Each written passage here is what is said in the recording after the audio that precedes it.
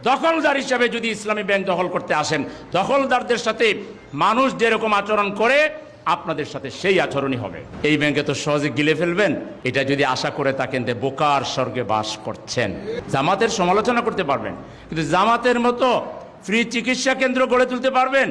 পারলে ওইরকম আরেকটা ব্যাংক বানাইয়া পরে ইসলামী ব্যাংকের কাছে আসেন। আপনাদের জিন্দেগানিতে, হায়াতে জিন্দেগিতে এরকম একটা সেন্টার দলের পক্ষ থেকে হোক আর ব্যক্তির পক্ষ থেকে কোথাও করেছেন?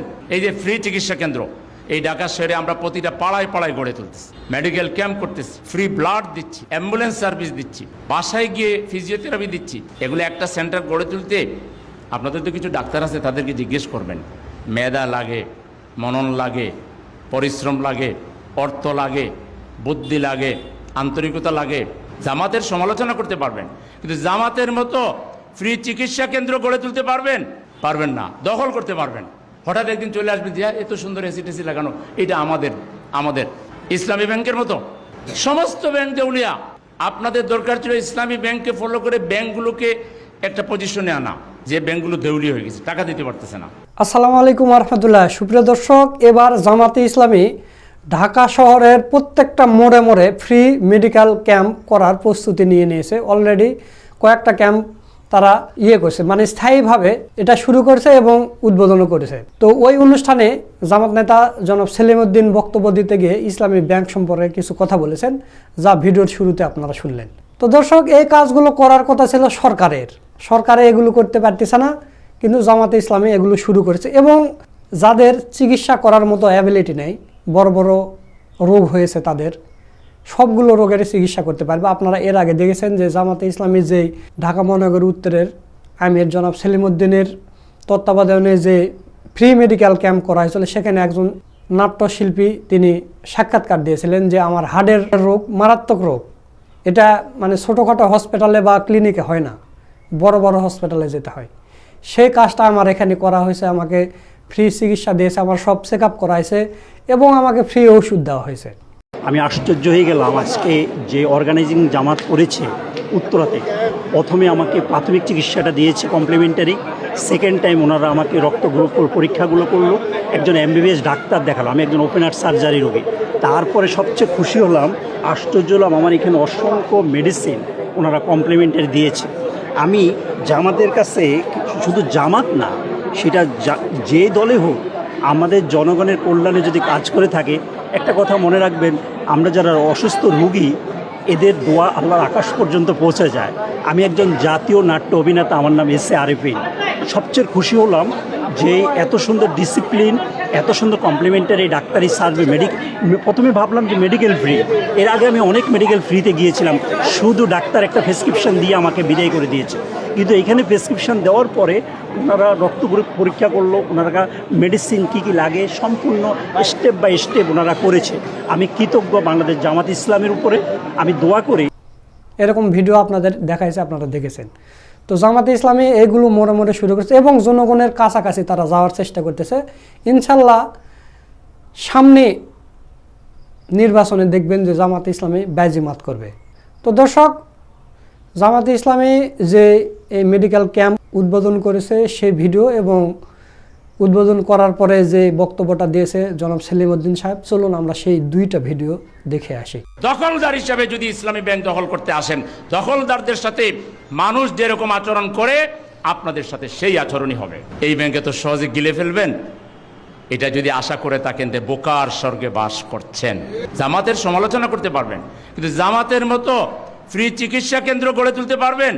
পারলে ওইরকম আরেকটা ব্যাংক বানাইয়া পরে ইসলামী ব্যাংকের কাছে আসেন। আপনাদের জিন্দেগানিতে, হায়াতে জিন্দেগিতে এরকম একটা সেন্টার দলের পক্ষ থেকে হোক আর ব্যক্তির পক্ষ থেকে কোথাও করেছেন? এই যে ফ্রি চিকিৎসা কেন্দ্র, এই ঢাকা শহরে আমরা প্রতিটা পাড়ায় পাড়ায় গড়ে তুলতেছি, মেডিকেল ক্যাম্প করতেছি, ফ্রি ব্লাড দিচ্ছি, অ্যাম্বুলেন্স সার্ভিস দিচ্ছি, বাসায় গিয়ে ফিজিওথেরাপি দিচ্ছি। এগুলো একটা সেন্টার গড়ে তুলতে আপনাদের তো কিছু ডাক্তার আছে, তাদেরকে জিজ্ঞেস করবেন। মেধা লাগে, মনন লাগে, পরিশ্রম লাগে, অর্থ লাগে, বুদ্ধি লাগে, আন্তরিকতা লাগে। জামাতের সমালোচনা করতে পারবেন, কিন্তু জামাতের মতো ফ্রি চিকিৎসা কেন্দ্র গড়ে তুলতে পারবেন? পারবেন না। দখল করতে পারবেন। হঠাৎ একদিন চলে আসবে যে এত সুন্দর এসি টেসি লাগানো, এটা আমাদের ইসলামী ব্যাংকের মতো। সমস্ত ব্যাংক দেউলিয়া। আপনাদের দরকার ছিল ইসলামী ব্যাংককে ফলো করে ব্যাংকগুলোকে একটা পজিশনে আনা, যে ব্যাংকগুলো দেউলি হয়ে গেছে, টাকা দিতে পারতেছে না, আমানত যারা রাখছে তাদের আমানতের টাকা দিতে পারতেছে না, পারলে ওগুলো উদ্ধার করেন, রুগ্ন ব্যাংকগুলোকে ঠিক করেন।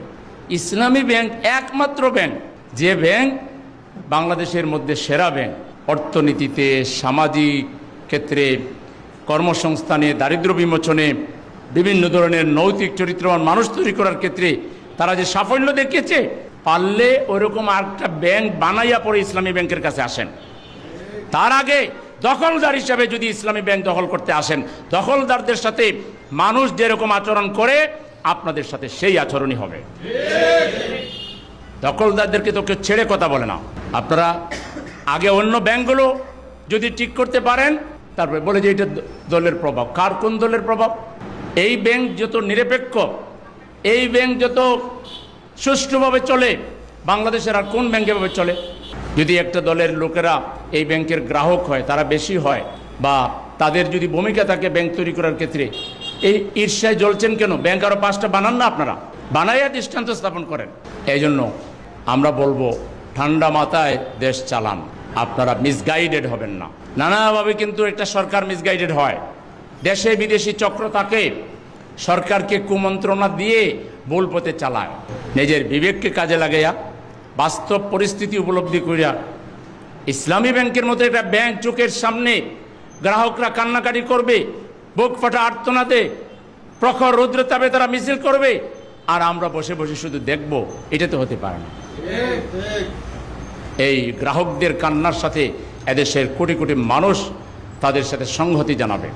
এবং এই ব্যাংক নিয়ে বাড়াবাড়ির ফল, স্বৈরাচার এরশাদ ঢাকার বুকে একটা ইসলামী বিশ্ববিদ্যালয়ে গাজীপুরে করা হয়েছিল, রাস্তার সাথে, মূল মেইন রাস্তার সাথে, ঠুনকো অজুহাতে তার কুমন্ত্রণাদারীদের দ্বারা প্রভাবিত হয়ে এই বিশ্ববিদ্যালয়কে নিয়ে গেল জেনাইদা, কুষ্টিয়া। তার মাত্র কিছুদিনের মধ্যেই এই স্বৈরাচার এরশাদের সরকারের খাতামা বিল খয়ের হয়েছিল। আর আজ ইসলামী ব্যাংক 3 কোটি মানুষের সাথে যার সম্পর্ক, 3 কোটি মানুষের যদি 4 জন পরিবারে আরও 3 জন করে থাকে, তাহলে 12 কোটি মানুষের সাথে সম্পর্ক। এই ব্যাংকে তো সহজে গিলে ফেলবেন, এটা যদি আশা করে থাকেন যে বোকার স্বর্গে বাস করছেন, বোকার স্বর্গে বাস করছেন, এটা এত সহজ ব্যাপার নয়। অত্যন্ত গুরুত্বপূর্ণ জনবহুল একটা এলাকা, দক্ষিণখানের ফায়দাবাদ এলাকায় 47 নম্বর ওয়ার্ড এলাকায় আজকের এই মেডিকেল প্রাক হেলথ কেয়ার সেন্টার 3 আমরা উদ্বোধন করছি। আমাদের উদ্দেশ্য হলো মানব সেবা, স্বাস্থ্যসেবাকে জনগণের বাড়ি পর্যন্ত, ঘর পর্যন্ত পৌঁছে দেওয়া। আমাদের এই মহৎ উদ্যোগ, আমাদের এই আন্তরিক উদ্যোগ, আমাদের এই একমাত্র আল্লাহকে খুশি করার জন্য যে উদ্যোগ, এই উদ্যোগকে আল্লাহ তাআলা কবুল করুন। আপনারা সবাই দোয়া করবেন, সহযোগিতা করবেন, রুগী এখানে নিয়ে আসবেন বেশি করে ইনশাআল্লাহ। আমরা আল্লাহর উপর ভরসা করে এই সেন্টার উদ্বোধন করছি। বিসমিল্লাহি তাওয়াক্কালতু আলাল্লাহ, লা হাওলা ওয়ালা কুওয়াতা ইল্লা বিল্লাহ। আমাদের যে জনকল্যাণমূলক কাজ, এই কাজের ব্যাপারে জনগণের সহযোগিতা চাই, দোয়া চাই। কোন সহযোগিতা চাই? আপনারা এসে ফ্রি চিকিৎসা নেবেন। এই ফায়দাবাদ এলাকাবাসী, এই এলাকার যে কয়েকটা ওয়ার্ড, এখানে কোন কোন ওয়ার্ড আছে? 47-48 নম্বর ওয়ার্ডবাসীকে অনুরোধ করছি, 45-46 আছে, 45-46-47-48 এই ওয়ার্ডের মা বোন, শিশু, শ্রমিক ভাইরা, সবার জন্য, আবাল বৃদ্ধ বনিতা, আপনারা এখানে চলে আসবেন। আপনাদের চিকিৎসা এখানে না হলে এখান থেকে আরও বড় জায়গায় আমাদের অ্যাম্বুলেন্স নিয়ে যাবে। আপনাকে সুস্থ করা আমাদের নাগরিক দায়িত্ব, আমাদের ইমানি দায়িত্ব, আমরা চেষ্টা করব। তো এই এলাকার মানুষের সেবার জন্য এটা করলাম। এখন আপনারা রোগী নিয়ে আসবেন, আপনারা নিজেরাও সেবা নেবেন ইনশাল্লাহ।